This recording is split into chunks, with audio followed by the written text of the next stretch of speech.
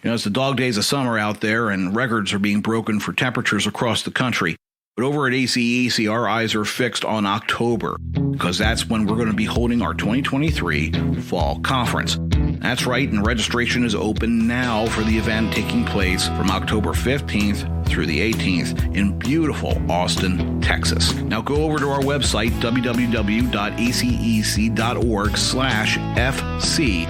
to get all the information you need to register for this event. Now seize your opportunity to be part of the largest event in the engineering design service industry, focused on the business of engineering, where professionals attend educational sessions, major networking events, forums, roundtables, and more. Early bird again ends on September 14th. Make sure you lock in the best rate possible. Go to www.acec.org/FC for all the information you need. Again, the 2023 ACEC Fall Conference, Austin, Texas, October 15th through 18th. We'll see you there.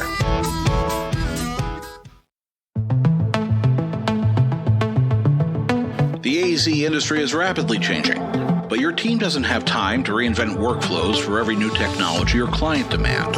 ProjectWise, powered by iTwin, puts you in control and positions your firm for non-disruptive change. Whether you need to improve design quality, optimize existing processes, or even get started with digital delivery and digital twins, ProjectWise enables you to make the most of what you already have without starting over.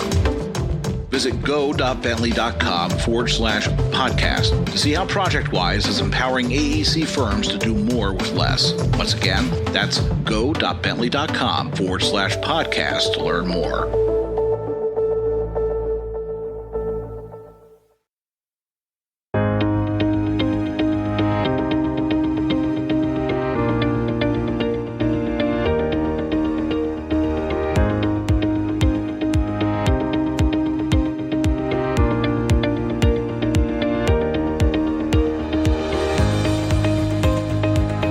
Welcome to Engineering Influence, a podcast from the American Council of Engineering Companies. And today I'm very pleased to welcome to the program someone who is well known within ACEC, Jerry Stump. He is president of STV's South Central Transportation Group, but you might know him better as our former board chair, an executive committee member, and an active member on our Design Professionals Coalition. He is a very engaged individual with the council, and we're welcome to the program today to talk about a recent acquisition that just completed, that STV has acquired American Engineering Incorporated, a firm in the southeast in Kentucky and Georgia. And to talk about that, please welcome to the program, Jerry. Jerry, thanks for taking the time to join us. Thanks, Jeff. Always a pleasure to talk with you and interact with ACEC for sure. Absolutely, and this is an acquisition that just recently came through in early June. Actually, it's August, believe it or not, so it's about 2 months old. What does the acquisition mean for STV? And I guess your firm. Let's take a step back. I mean, STV has a long and storied history from really starting over 100 years ago in New York, growing into a national firm with a very diverse footprint and portfolio of business. How does AEI, the acquisition of the firm, kind of complement or add on to what STV is looking at doing? Yeah, it certainly does add on, Jeff, and I appreciate you talking a little bit about our history. We are extremely well established in the infrastructure market, but specifically looking at AEI. First of all, we're excited to partner with AEI. They're a great company with a great history. But all of the acquisitions that we make are for strategic reasons.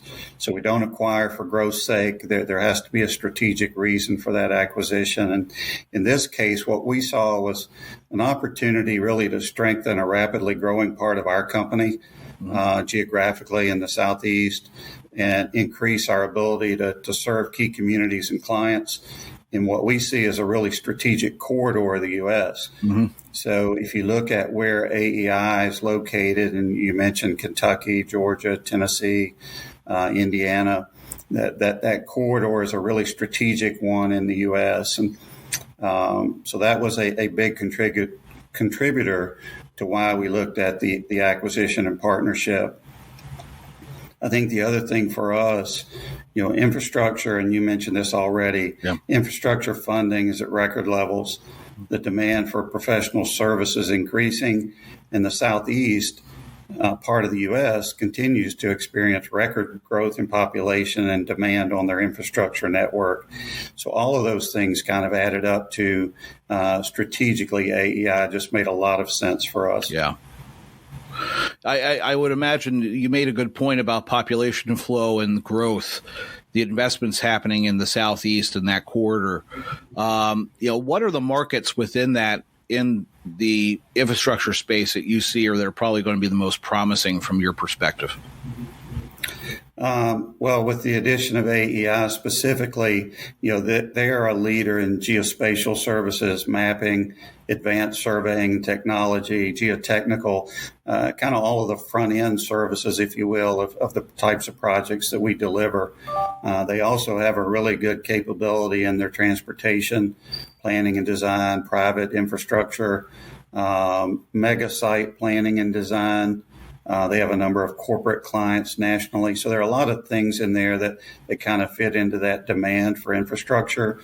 Specifically, what we started to look at were some of the emerging trends in the infrastructure needs, right? So the funding has taken a little bit of a different hue than in the past. Part of that due to ACEC's efforts, and I think a recognition on the part of a number of individuals that the demand was just far outstripping the commitment we were making to infrastructure. But what's coming out of that are some opportunities for larger projects, for emerging type technologies, whether that's electrification of vehicles or grid expansion or whatever. But those are things where AEI has some unique capabilities that really strengthened our ability to serve those markets. Mm-hmm. You mentioned electrification and some of the non-traditional or emerging technologies that are coming out of the newly recently passed infrastructure bill, and bills following up with that, the CHIPS Act, for example, and the Inflation Reduction Act. Do you have any projects that STV is working on or about to break ground that were tied in with that funding? Have you guys gotten to the point where that funding is now being deployed, or are you still kind of in the planning stages on projects that could be funded by those pieces of legislation? Specifically talking about electrification, Jeff? Mm-hmm. Or any of the programs that were under IIJA or CHIPS or IRA. Right. So as far as IIJA, we're involved with a number of projects. Some of the premier projects in the country, like a Gateway Tunnel or a Hudson Tunnel, or several of those kinds of projects, which benefited greatly from the new funding bill. So we are involved in a number of those things, specifically on the electrification and some of the emerging types of services. We are a little bit unique in our industry. We have a fleet management practice which works with rail and transit and other transportation clients across the country in managing their fleet of vehicles. And so one of the things we've been doing for several years now is fleet conversion. So conversion to electric vehicles, zero emission type activities. And we've been involved in that for several years now. I think that's the front end of what we're about to see, which is a much broader trend of electrification in general. And so we're looking at opportunities there as well. We've been involved in a few of those projects, but a number of those are just starting to come online. So I think that's going to be something that you're going to see grow pretty significantly over the next several years. And AEI has some unique capabilities in that market. They also have a geographical presence in a number of those locations that I think are going to see heavy investment over the next few years. You mentioned how STV approaches M&A and activity, and essentially it's not done for growth's sake, but done for strategic investment to either add on capacity or to build out capacity in new areas of the country where you might not have a large presence. We've noticed an uptick in M&A activity across the board in the industry. Is that what do you think about that as far as, the causes? I mean, outside of just, natural growth of a company, but is it a question of the fact that it's hard to grow organically because of the limited talent pool out there to actually bring on the employees that you need or the specialists that you need? So you have to look elsewhere to see if you can add that capacity through M&A instead of the organic growth, or is it just mainly kind of maybe a change in the way that businesses are operating, where M&A becomes a much more attractive option today than it might have in the past? What's your take? Yeah, I think it's really a combination of several of those things, Jeff. There is certainly a shortage of technical professionals in our industry, and that's not anything new, right? We've been dealing with that for a number of years. ACEC's been heavily involved in advocating for new ways to increase that pool of technical talent. But that's something that all of us in this industry are dealing with. So it is hard to grow organically at the pace that we would like to. So I certainly think that's a factor. I think another thing we're seeing is, we look at infrastructure as being a local business. So we want to serve our clients locally by having a geographical presence there, being in their community, being in the organizations where they are, understanding their needs and the challenges that they face. But we also look at it as bringing national resources to that effort. And to do that, you really have to have a big footprint. And so that kind of leads to that M&A possibility as well. So marrying up the local service with the national resources, but you have to be in a lot of those locations. And I think the other thing that's really emerged over the last several years, and I think it's going to increase as the funding really comes online, our clients are faced with tremendous challenges in delivering their programs. And just like we in the private sector have noticed a shortage of talent, they too have seen their forces dwindle, and the inability to replace them with professionals is a challenge for them. And so you look at, in some cases, having a diminished workforce on the public side, and yet a growing program and funding to do things that have been pent up for several years.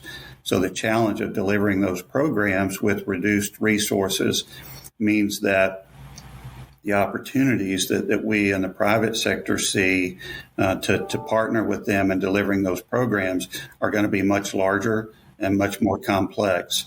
So again, the shortage of talent and ability to bring in those kinds of resources organically leads you to supplementing that with an M&A policy a lot of times. Yeah, you raise a really good point there, because I think a lot of the time for outside observers, even sometimes policymakers, they look at, of course, the engineering industry, the private sector or the engineering industry, wanting to grow its ranks, and at the same time, they might not immediately think that we also are focused on the state departments of transportation and those eight entities to have the same staffing capacity that they can actually get the projects approved and move through the process, and that they have the people on staff that have the experience and the knowledge to move those projects forward, because that's the only way you can get, you get things done. And to your point, that there has been a drain of resources. We hear it across the country through our federation, that state departments of transportation can't get people back in the office, or they can't keep them. They're leaving, and that doesn't help anyone. Have you noticed, in your experience in working with across regions in the eastern part of the United States. Any states that are really taking note of that and acting on it, or is it something that is kind of being addressed equally amongst state departments of transportation? Yeah, I certainly don't think it's addressed uniformly. Let's put it that way. Each state tends to have their own approach to things and how they look at delivering their program, whether that's through, some states are a pay-as-you-go philosophy. Some states are heavily leveraged. Some states like to pull all of their financial resources up front and plan out programs that way. So I think everybody approaches it a little bit differently. What we have seen are some states have been much more proactive than others in looking at the funding that's coming online and will continue to come online federally, and then leveraging that with their local funding. And then, of course, private partnerships, as public-private partnerships as well. So there's a lot of difference from state to state on how they're looking at that. One of the things that's been pretty common, though, is that a lot of our state agencies and even local agencies to some degree are seeing that expertise within their organization retire. Yeah. Right. And so the shortage of talent over the last number of years has meant that there's a gap in that middle management or middle expertise technical track. Just like we see on the private side, the public sector sees the same thing. So while they're seeing a lot of their corporate knowledge and expertise retire, they're unable to replace that from within the organization. Mm-hmm. And so then they're in effect competing with the private sector for those kinds of resources. Yeah. Some have chosen to try to grow their organization, whether that's through heavier recruitment or whatever. Mm-hmm. Others have taken the approach that what they really want is a very strong management team, a team that understands the industry and understands infrastructure and understands how to deliver a program, but not necessarily do all of the planning, the design, the construction services, all of those types of things. They look to the private sector to bring that expertise, but they want to make sure they have a strong management team to manage the program and deliver. Yeah. And that model seems to work extremely well. And I know that's something ACEC has encouraged for a number of years. Mm-hmm. But that model seems to work really well for both the public sector and private. Yeah, I think for anyone out there in the policy world listening to this episode, take note of that, because it's that we want both sides of the equation to be robust, because it's the best way to deliver on the taxpayer dollar, especially when it comes to major infrastructure projects. I think one of the things that I know we focused on for several years now is communicating that message of we want a strong partner on the public side. We're not looking to replace everything that our state agencies do or our DOT partners do. What we're looking for is a really strong partner there that understands infrastructure and how to deliver and how to take advantage of the resources that the private sector brings to bear. That's when we all win, is when we have that partnership. Yeah. Absolutely. Now, I know STV again, recently celebrated its anniversary, its 100th anniversary, and now that you have a new strategic plan in place. We talked to your CEO, Greg Kelly, of course, while he was with his previous firm. He worked on our planning cabinet on our own ACEC strategic plan and led that charge. How important is it from your perspective in leadership at the firm that you have that strategic plan in place, and how is it being implemented to kind of drive the path forward for STV into M&A activity like the AEI acquisition and other areas? Yeah, I'm a firm believer in strategic plans and the importance of having those plans in place, whether that's an organization like ACEC or an organization like STV.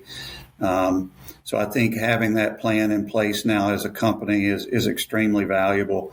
Certainly M&A is one area where that strategic plan gives us some direction and some vision into what we want to be and what we want to be able to provide to our clients.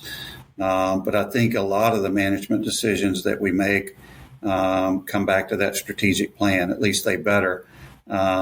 You spend the time and you engage your company and the resources throughout the company in developing that plan.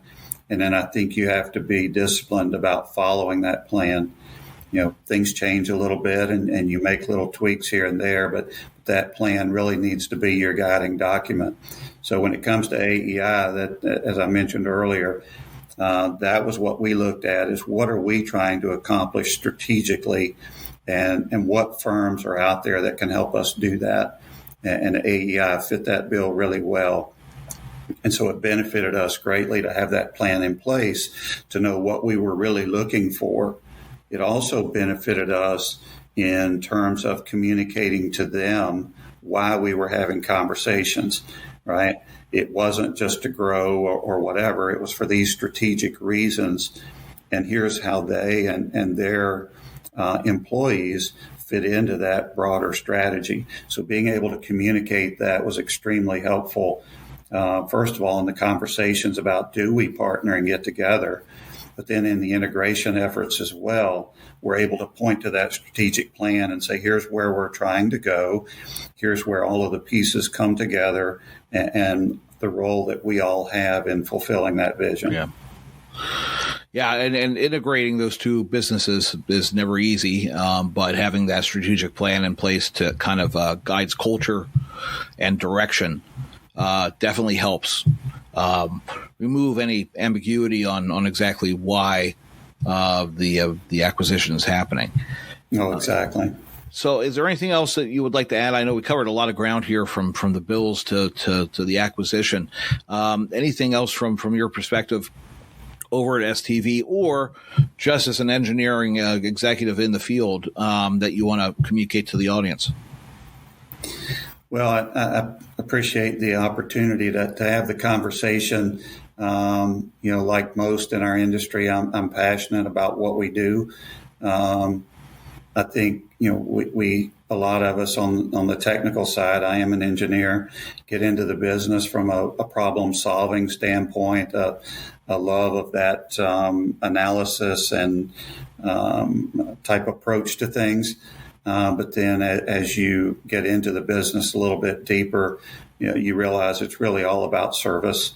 And so, we're really focused on community service, trying to make communities better everywhere where we are located. We're trying to connect people and places and the present to the future. That's part of our strategy, but it all comes down to service. And so the opportunity to work with our clients across the country and understand their needs and their challenges, and then come up with solutions to meet those demands and challenges is really extremely gratifying. And our industry is one that allows that opportunity on a regular basis. And so I'm always grateful for that. Grateful for the work that ACEC does. You mentioned my involvement there. That's been an industry I've been in, or an organization that I've been involved with for a number of years, and just continue to benefit from everything that ACEC does. And STV is certainly proud to be a partner with you in those types of efforts. I would encourage anyone that's listening that is trying to think about a career track or a future, certainly consider the engineering industry. It's one that's grounded in public service and yet allows you to utilize the analytical skills, the thought process skills, and a lot of the things that we all have in some very unique ways, and the opportunity to work on some really iconic projects across the country. And when you think about infrastructure, it really touches every single thing that we do every day. and to be able to be involved in that industry and work on projects that affect people in that way is just an extremely satisfying thing.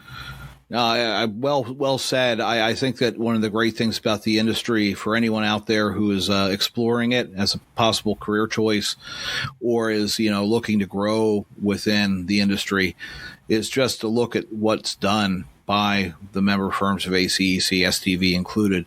It's problem solving and it's the application of the sciences and analytical thinking and a lot of technology, increasingly so to improve things, to make things better. I mean, that is what engineering does. It's an industry that actually takes something and leaves it better than it was before, or sees a problem and finds a way to solve it, and to the benefit of everyone. And that is something which, our board chair, Jay Wolverton, makes the point of, is saying that we have to accept our own value and understand our own value, because it'll help us, fight for our best interests when it comes to, business operations, is the fact that engineering's value is essential because we improve the quality of life.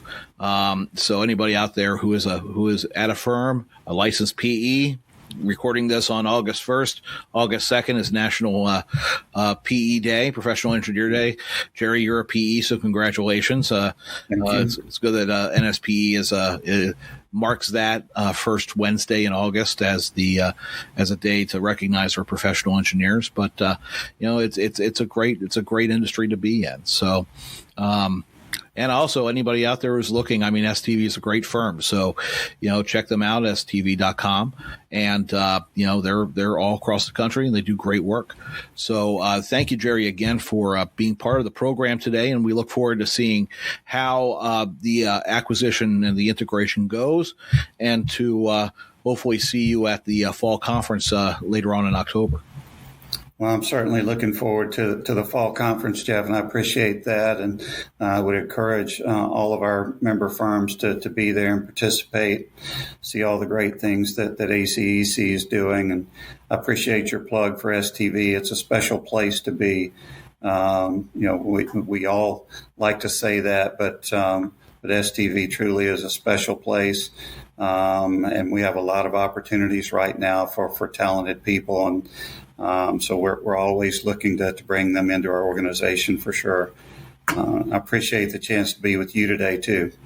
Well, thank you again, Jerry. And this has been an episode of the Engineering Influence podcast from ACEC. We'll see you next time.